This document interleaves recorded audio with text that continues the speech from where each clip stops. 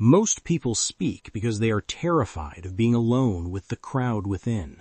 They chatter, they gossip, and they over-explain, unaware that every unnecessary word is a leak in their psychological armor. But you've stayed quiet.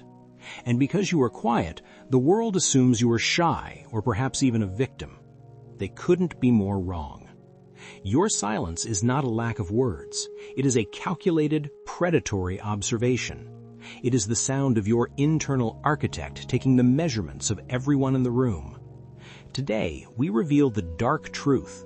When you master silence, you aren't just opting out of the conversation. You are conducting an interrogation that others don't even know they're part of.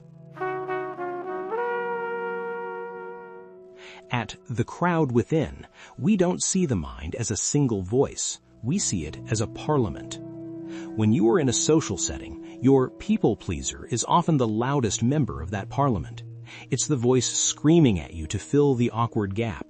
It wants to tell a joke. It wants to explain why you're late. It wants to beg for a seat at the table.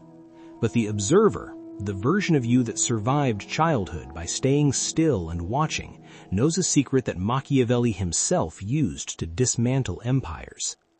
The strategy: silence is the ultimate mirror. Humans have a biological horror vacui, a primal fear of empty spaces. When you provide a vacuum of silence, the crowd inside the other person begins to panic. Their internal voices begin to clash.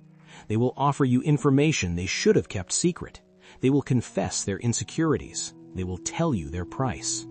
By saying nothing, you force them to negotiate against themselves.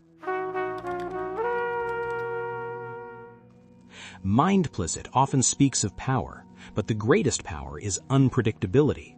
If you talk constantly, people can map your mind. They know your triggers, your politics, and your weaknesses. But if you are silent, you are a black box.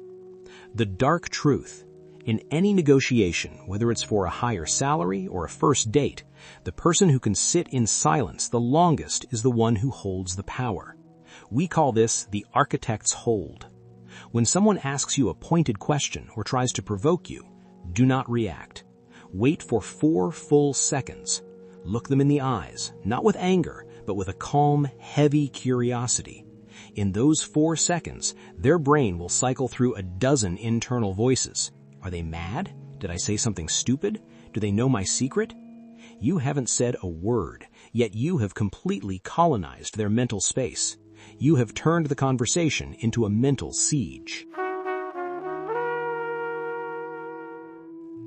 There is a moment we all face, the internal standoff.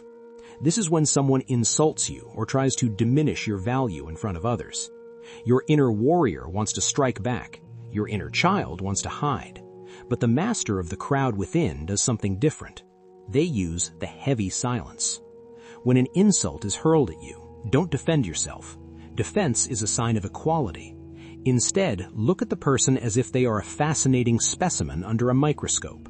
Let the silence stretch until it becomes unbearable for the entire room.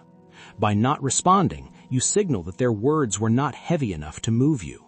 You show the world that your internal parliament is so disciplined, so unified, that a petty attack doesn't even warrant a vote. This is how you transition from being the quiet person to the person no one dares to cross. Let's talk to the version of you that feels broken, the one that was told, "You're too quiet," or "Why don't you speak up?" For many of you, your silence started as a survival mechanism. You were the child who learned to read the temperature of the room before you learned to walk. Your internal protector told you that being invisible was being safe. But listen closely. That wasn't a weakness. It was high-level intelligence.